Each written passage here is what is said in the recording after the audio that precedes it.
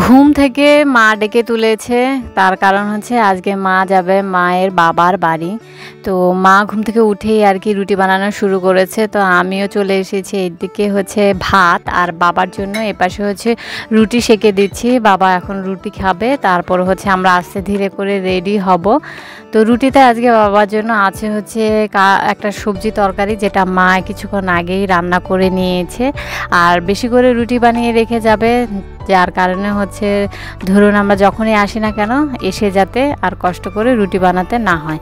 তো বাবা হচ্ছে তরকারি দিয়ে খেতে ইচ্ছে করছিল না, যে কারণে বাবাকে একটু দইও বের করে দিলাম। তো দই বের করতে গিয়ে আমি হচ্ছে মাঝখান থেকে বের করে ফেলেছি।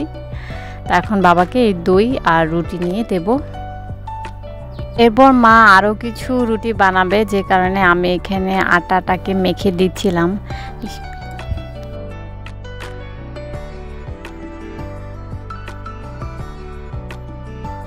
এক্সট্রা যে রুটিগুলো বানানো হয়েছে রুটিগুলো সেটা এখানে স্টোর করে রেখে দেবে। এরপরে যখন খাওয়ার টাইম হবে তখন এখান থেকে বের করে আর কি ভাজা হবে। Good morning everyone, welcome to Madhu's blog. Welcome জানাচ্ছি আপনাদের সবাইকে আজকে নতুন ভিডিওতে। আশা করছি আপনারা সবাই যে যেখানে আছেন ভালো আছেন, সুস্থ আছেন। এখন সময় হচ্ছে 8টা বেজে 6 মিনিট। আর আমরা যখন ঘুম থেকে উঠেছি তখন হচ্ছে কটা 7টা, তখনও বাজেনি আর কি, তার আগেই উঠেছি। আর বাইরে কি রোদের তাপটা কীরকম আমার চোখের উপর দিয়ে এসে গেছে, কি বলবো। তো আমরা হচ্ছে যাবো আজকে মামা বাড়িতে। তো আমার যে মামার আর কি অপারেশন হলো বেঙ্গালুরুতে, সেই মামা হচ্ছে আজকে আসছেন। ওনার 1টা বাজে হচ্ছে মানে এয়ারপোর্টে চলে আসবেন। একটাই তো, হ্যাঁ 5টায় আর কি ওনার ফ্লাইট। তো ওনার কোথাও একটা লেওভার আছে, তো সেখান থেকে উনি আসতে আসতে 5টা বাজবে, 1টা বাজবে। তো মামা হচ্ছে ওখান থেকে বলে দিয়েছিল যে আমরা যখন মানে মামারা যখন আসবে তো সেদিন যেন আমরা আসি। তো সেই জন্যই আমাদের মূলত যাওয়া, নয়তো এই গরমে কোথাও যাওয়ার ইচ্ছে ছিল না। আর হচ্ছে কি বলে কি যেন বলবো, প্রচুর পরিমাণে ভিডিও জমে গেছে, জানি না এই ভিডিওটা কবে আপলোড করবো। আর কি পরিমাণ রোদ দেখেছেন, আমার চেহারায় বোঝা যাচ্ছে না। তো এখন যাওয়ার কোনো রকম ইচ্ছে ছিল না, তারপরও যাব। তো এখন মা স্নানে গেছে, তারপর বোনা স্নানে যাবে, তারপর যাব আমি স্নানে। আর স্নান করে এসে তারপর হচ্ছে আস্তে ধীরে রেডি হব।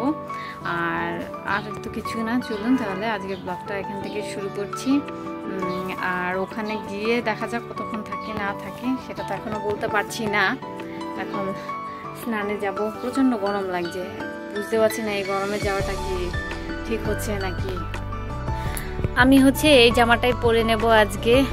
আর এই একটা জামা এটা সঙ্গে করে নিয়ে যাচ্ছি, আজকে মায়ের থাকার প্ল্যান আছে, মানে ইচ্ছে আছে আর কি। তো এই জামাটা নিয়ে নিয়েছি, আর এই জামাটা পরে ঝটপট করে রেডি হয়ে যাব।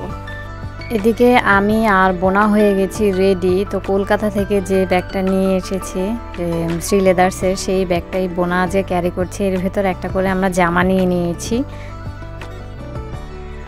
এদিকে আমরা সবাই রেডি হয়ে বেরিয়ে পড়েছি, আমি মা বাবা আর বোনা। তো রাস্তায় বেরিয়ে প্রচণ্ডই গরম লাগছিল, কিন্তু বেরিয়ে যখন পড়েছি তখন তো কিছুই করার নেই। আর জয়দেবপুরে এলেই বলেছি আপনাদেরকে যে কালী মন্দিরে আমরা সবসময় প্রণাম করে যাই। তো আজকেও যেহেতু মামা বাড়িটা এই জয়দেবপুরের ওপর হয়েই মানে ওপর দিয়েই যাচ্ছি, তো সেজন্যই আর কি প্রণাম করেও যাচ্ছিলাম। আর এই যে আমার মা প্রণাম করছে।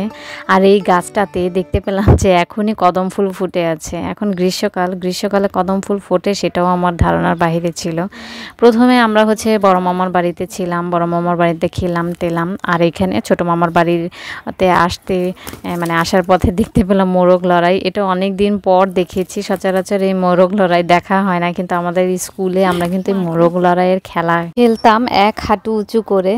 তো অনেকদিন পর দেখলাম মোরগ লড়াই। তো আমরা মামা বাড়িতে চলে এসেছি, এটা আমার ছোট মামাদের বাড়ি, নতুন করেছে, বেশ কিছুদিন হয় বানিয়েছে। ছোট মামার সঙ্গে দেখা করে আমরা হচ্ছে পুরনো বাড়িতে মানে দেখতে এসেছি। এখানে বাড়ি তো নেই, জমিটা পড়ে আছে, এখানে আমার মামাদের বাড়ি ছিল, সেটাই দেখাতে নিয়ে এসছে। ও হচ্ছে আমার মামা তো ভাই, বড় মামার ছেলে। একটা সময় ওদের প্রচুর জমি ছিল, যেটা এখন আর নেই। তো খুব সুন্দর একটা ব্রিজ বানিয়েছে। আমরা ভাবলাম তো চলো ওই ব্রিজটাতেই যাই, কিন্তু আমরা যেখানে দাঁড়িয়েছিলাম সেখান থেকে ওই ব্রিজটা অনেকটাই দূরে ছিল। তো হাঁটতে হাঁটতে আমরা চলে এসেছি। আর আমাদের সাথে আমরা টুনিকেও নিয়ে এসেছি, ও হচ্ছে আমার ছোট মামার মেয়ে। ও হচ্ছে আমাদেরকে দেখলে আর কি অনেক খুশি হয়, তাই ওকেও নিয়ে এসেছি আমাদের সঙ্গে করে। আর আজকের আকাশটা দেখুন, দেখে মনে হচ্ছে শরৎকালের আকাশ। কি সুন্দর মেঘ ছিল, মানে সাদা সাদা পেঁজা তুলোর মতো মেঘগুলো ছিল, আর প্রচণ্ড বাতাস ছিল, একদম গরম, বোঝাই যাচ্ছিল না এই ব্রিজটার ওপরে। আমরা যখন ব্রিজটার উপরে ছিলাম প্রচুর পরিমাণে বাতাস বইছিল আর এত বালি চোখে মানে উড়ছিল আর কি। তো আমরা ঝটপট করে ওখান থেকে চলে আসতে না আসতে এইদিকে বৃষ্টি শুরু হয়ে গেছে। আর এখানে আমার একটা মাসির বাড়িও আছে, তো আমরা সেখানেই যে যাচ্ছিলাম আর অমনি বৃষ্টি কোথা থেকে পড়ছিল কে জানে। তো মাসি বসতে বলেছিল, আমরা আর বসিনি, ভাবছিলাম যদি জোরে আর কি বৃষ্টি পড়ে, তো সেজন্যই হচ্ছে আমরা ভাবছিলাম যে বাড়ি চলে যাবো যেহেতু, তো মামার বাড়ি গিয়ে বসি। তো না, মামা বাড়ি আর যেতে পারিনি, অমনি বৃষ্টি হুড়মুড়িয়ে নেমে এসেছে। তো এখানেই আমার মায়েদের মানে প্রতিবেশী একজন, তো ওনাদের বাড়িতে দৌড়ে গিয়ে আমরা জায়গা মানে বসেছি আর কি। খুবই বৃষ্টি হলো এতক্ষণ, অনেক বৃষ্টি হয়ে এখন আবার বৃষ্টি নেই, এখন আবার যেমন তেমনই ছিল, তবে ওয়েদারটা ঠান্ডা হয়েছে। আগে যেরকম গরম লাগছিল এখন বেশ ঠান্ডা ঠান্ডা লাগছে, ঠান্ডা হাওয়া দিচ্ছে এখন, এখন ভালো লাগছে। এতক্ষণ অস্থির লাগছিল গরমে, আর কি ঝড়টা হলো বাপরে বাপ। আমরা বারান্দায় বসেছিলাম, দৌড়ে তারপর ঘরে চলে যেত, এরম ঝড় হলো। আমরা যখন মামা বাড়িতে গিয়েছিলাম তখন বাসন্তী পুজো হচ্ছিল, আর এটা হচ্ছে আমার মামারা যেখানে থাকেন সেখানকার মন্দির। আর ওই মন্দিরের দুর্গা ঠাকুর আর কি বিসর্জন করেন না ওনারা, তো রেখে দেয়। তো সেটাই আমার বোনা বলছিল যে এখন তো বাসন্তী পুজো চলছে, যদিও ভিডিওটা আপলোড করতে করতে জানি না কোন দিন হবে। আর এখানে ব্রিজের উপর আমার ভাই আমাকে সুন্দর একটা ভিডিও করে দিয়েছে।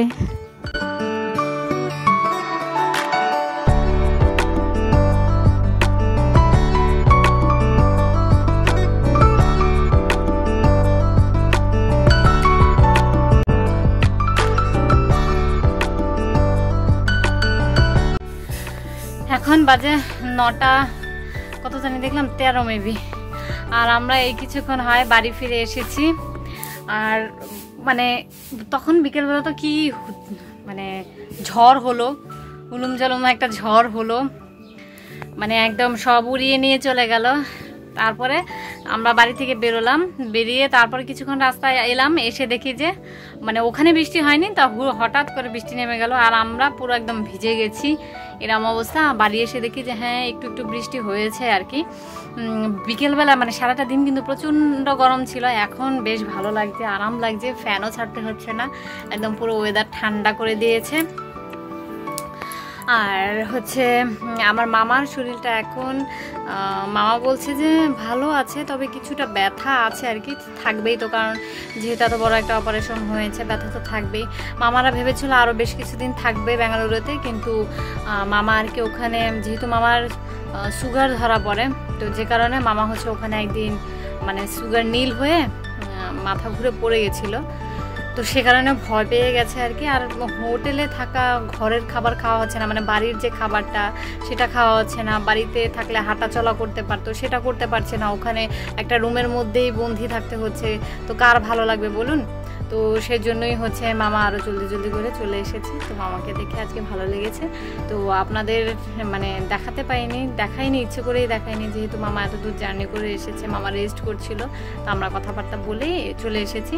তো আজকের ভিডিওটা এ পর্যন্তই রাখছি। যদি কিছু ভালো লেগে থাকে তাহলে অবশ্যই লাইক কমেন্ট শেয়ার করতে ভুলবেন না। দেখা হচ্ছে আপনাদের সাথে পরবর্তী একটি নতুন ভিডিও নিয়ে। ততক্ষণ পর্যন্ত আপনারা সবাই ভালো থাকবেন, সুস্থ থাকবেন। Tata, bye, good night.